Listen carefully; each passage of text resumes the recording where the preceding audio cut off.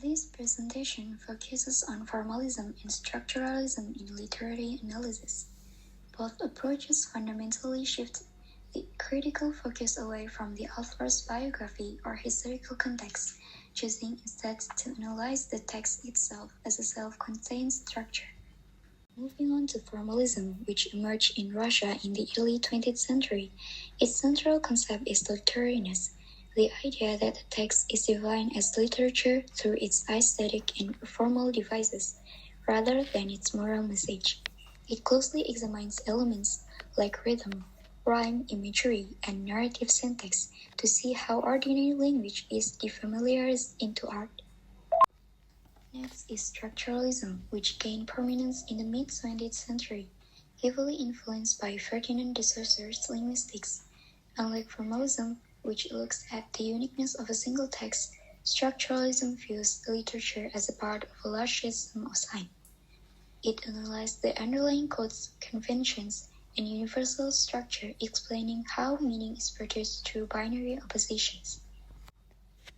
In conclusion, while formalism examines how a text is constructed internally, structuralism explores the broader system that allows that text to make sense in the first place.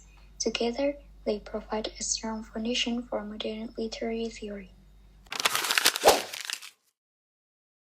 Immanuel Kant, Individuals and Society. Immanuel Kant was a German philosopher who believed that true freedom is not about doing whatever we want. Instead, freedom comes from using reason and acting according to moral principles. One of Kant's central concerns was understanding how people can remain free while living together in society. Unlike the common belief that freedom means doing whatever we want, Kant argued that true freedom comes from acting according to reason and moral principles. This idea forms the foundation of his view on the relationship between individuals and society. Autonomy and freedom. One of Kant's key ideas is autonomy, which means self-governance. According to Kant, people are truly free when they make decisions based on reason rather than desires, emotions, or personal interests. He believed that following our impulses does not make us free because we become controlled by them.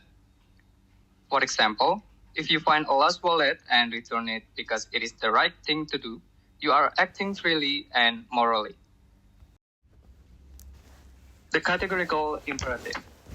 Kant introduced a moral principle called the categorical imperative. This principle states that before we act, we should ask ourselves whether we would want everyone else to act in the same way. In other words, our actions should be based on rules that could apply universally to all people. For example, if everyone lied, trust would disappear and society could not function properly. Therefore, lying is morally wrong. This principle helps people act in ways that benefit both themselves and society. Individuals versus society. Kant believed that every person has dignity and deserves respect. He argued that society should protect individual freedom, while individuals should respect the rights of others. In this way, freedom and social responsibility go hand in hand. In conclusion, Kant believed that true freedom comes from reason and moral responsibility. A good society allows people to be free while respecting the freedom of others. His ideas continue to influence modern discussions about human rights, democracy, and social responsibility. Johann Gottlieb Fichte was a German idealist philosopher who focused on self-consciousness. According to him, the foundation of human existence is the I, or the self. Through thinking, acting, and reflection, individuals become aware of themselves and develop personal identity. However, self-consciousness cannot fully develop in isolation. Fichte argued that recognition from others is necessary. because social interaction helps individuals understand themselves as free and rational beings. Therefore, personal development depends not only on self-reflection but also on a relationship with other people. Fichte argued that society should not be seen as something that restricts individuality.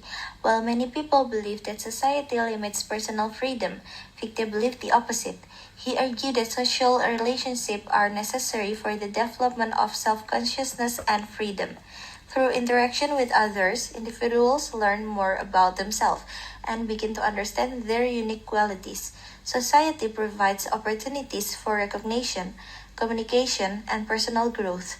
Because of this, self-development and freedom do not happen in isolation but through social interaction. Therefore, Fichte believed that individuality grows through a relationship with others. Rather than being in conflict, society and individuality support one another. According to Fichte, identity is not formed completely on our own. Instead, it develops through social interaction and mutual recognition. He believed that people become aware of themselves when they are recognized by others as free and rational individuals. This recognition is important because it helps individuals develop self-consciousness, or an awareness of who they are. As self-consciousness develops, people begin to understand themselves better and develop their identity. Therefore, Fichte argued that identity develops through social relationship and interaction with others, making society an essential part of personal development. To better understand Fichte theory, we can look at the example of a university student. According to Fichte, social recognition influences how people understand themselves and develop their identity. A university student may receive encouragement from lecturers, support from friends and classmates, and opportunities to participate in discussions and group activities. Through these experiences, the student gains confidence and becomes more aware of their abilities, values, and goals. As a result, the student develops a stronger sense of identity. This example shows how social recognition helps shape who we are and support Fichte's idea that individuals develop through interaction with others. Georg Wilhelm Hegel argues that individual freedom and society are not opposite. Instead, society provides the conditions that help people develop themselves and achieve genuine freedom. By participating in social institutions, individuals can realize their potential while contributing to the common good. Hegel introduced the concept of ethical life or Setiadjie, which means the integration of personal values and social norms. He believed moral development doesn't happen in isolation. Instead, people become ethical through active participation in families, communities, and other social institutions. Hegel divides ethical life into three spheres. First, the family provides love, trust, and emotional support. Second, civil society allows individuals to pursue their personal and economic interests. Finally, the state promotes the common good through laws and political institutions. Together, these spheres balance individual and social needs. Many people believe that freedom means doing whatever they want. However, Hegel argues that true freedom is only possible within social institutions that provide rights, responsibility, and opportunities for growth.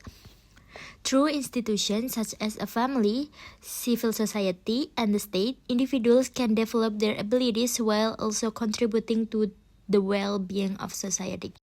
Hegel explained that self-consciousness developed through recognition from others. In the master-slave dialectic, both individuals seek acknowledgement. This shows that identity and freedom are shaped through social relationship.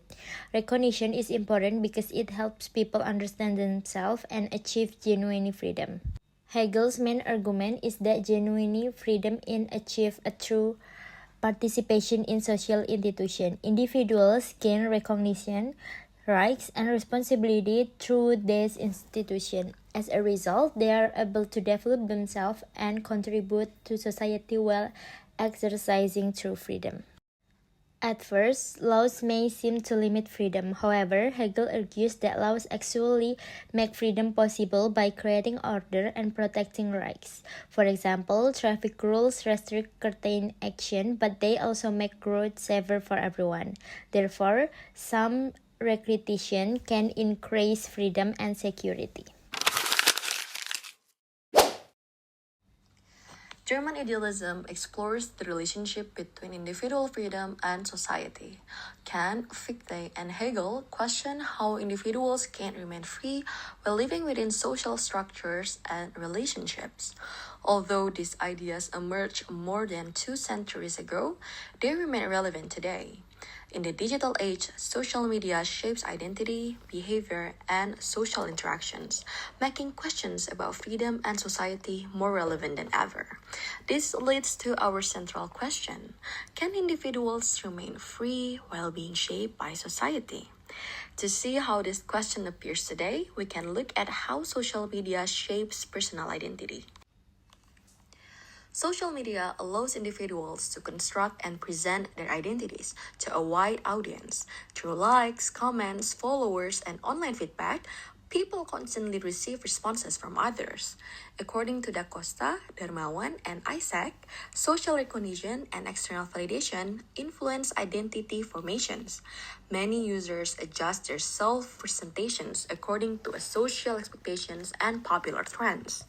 This shows that personal identity is shaped not only by self-reflection, but also by interactions with others. These interactions with others also creates tension between freedom and external validations. Social media expands opportunities for self-expressions and participations. Individuals can share opinions, experiences, and create public identities. However, many users seek approval through likes, comments, and online attention, as I said before. Research shows that dependence on social recognitions can contribute to anxiety, low self-esteem, and dissatisfactions. People may also modify their behavior to fit dominant social norms. These create a paradox. The more freedom individuals have to express themselves, the more dependent they may have become on the recognitions of others. Because of these tensions, questions about responsibility in digital spaces become important. Social media has also intensified debates about individual rights and public responsibility. Freedom of expressions allows individuals to share opinions and participate in public discussions. However, online speech can influence others and contribute to social conflict. For this reason, modern societies must balance personal autonomy with responsibility toward the wider community. Freedom should be exercised responsibility to support social harmony. These tensions connect back to earlier philosophical ideas about freedom and society. The issues of identity, freedom, and responsibility show that the relationship between the individual and society remains relevant today.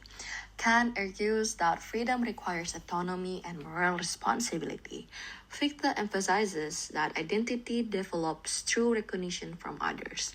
Hegel argues that freedom develops through participation in social life and institutions. Together, their ideas suggest that individual freedom and social life are deeply interconnected. Contemporary issues such as social media, freedom of expressions, and public responsibility show that this debate remains relevant today. So the key question remains whether true freedom is possible within society's influence.